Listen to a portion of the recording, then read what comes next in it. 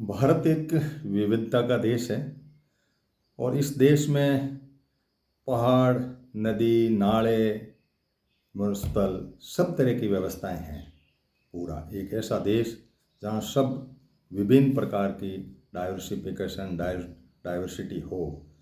उस देश के अंदर हमने कभी विकास के नाम पे पुल बनाए, सड़कें बनाई, मेट्रो की बात की, बुलेट ट्रेन की बात की, हवाई जहाज़ की बात की, सारा कुछ किया, लेकिन हमने मानव के लिए इस विविधतापूर्ण देश के अंदर जीने के अंदर शांति से जीने के लिए कोई ऐसी लंबी व्यवस्था, दूरगामी व्यवस्था नहीं की। जैसे आपने सैटेलाइट बनाया, मौसम की जानकारी तो दे दी हमें, तूफान आने वाला, बरसात आने वाला, सारी बातें बता दी, लेकिन आप कभी ये सोचिए कि आदमी को उस जानकारी से क्या हासिल हुआ।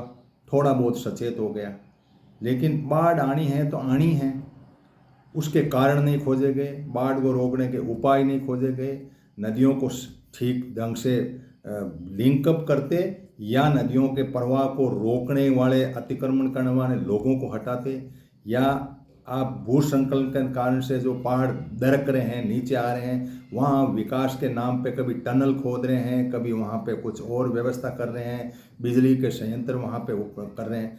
इन सब बातों के ऊपर मानव सभ्यता को सोचना पड़ेगा। अरबों रुपए का नुकसान प्रतिवर्ष भारत में आपदाओं के कारण से होता है। 2005 में आपने कानून तो बना दिया आपदा का, सैटेलाइट भी उड़ा दिया चारों ओर सूचना देने के लिए, सूचना तंत्र तो कर दिया, लेकिन उसका स्थायी उपाय नहीं किया। हमें स्थायी विकास के पहले सड़क, पुल, ये इनसे पहले स्थायी उपाय जीने के लिए, ताकि धरती भी संरक्षित रहे, जीवन भी संरक्षित रहे। लोगों के बाद में कभी सुनामी आई तो कभी बाढ़ आई तो कभी सूखा पड़ा।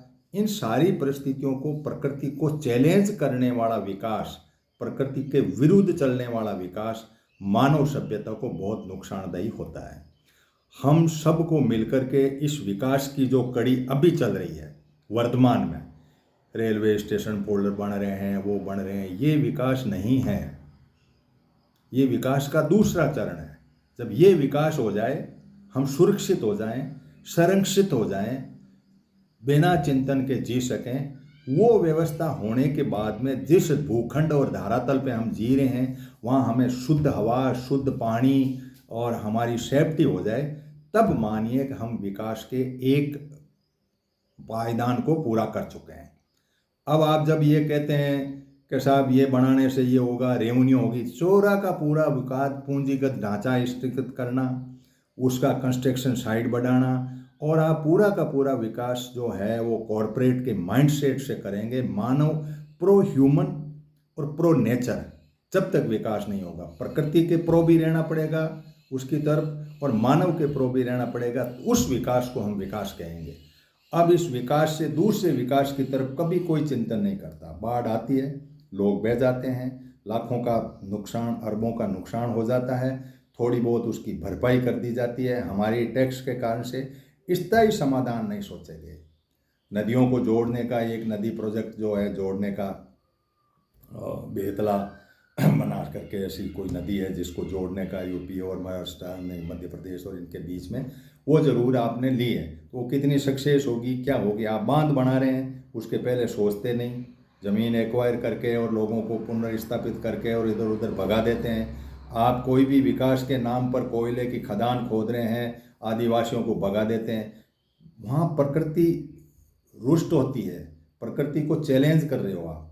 आपको पाम ऑयल लगाना था तो पाम ऑयल में वो पेड़ काट के पाम लगा दिए, तो उन पेड़ों का क्या मतलब निकला, वो पेड़ पाम वाले लगे ही नहीं। 60,000 हेक्टेयर के अंदर आप लगाए। इन सब बातों के ऊपर गहराई से चिंतन होना चाहिए। मानव सभ्यता को उस तरफ सोचना चाहिए कि हम संरक्षित और सुरक्षित रह पाएँ। हमारी आने वाली पीढ़ियाँ, ऐसा विकास हमें पहले प्राथमिकता पे देना है, उसके बाद में हम दूसरी विकास की बात करेंगे जो भौतिक सुख देता है हमें। आप सुरक्षित ही नहीं हो तो भौतिक सुख, आपकी टीवी अंदर लगी हुई है, फ्रिज, कूलर सब लगे हुए, बह गए, क्या फ़ायदा मिला उसका। इसलिए इन सब बातों के ऊपर पहले सोचना पड़ेगा कि इस देश के अंदर प्राथमिकता क्या है।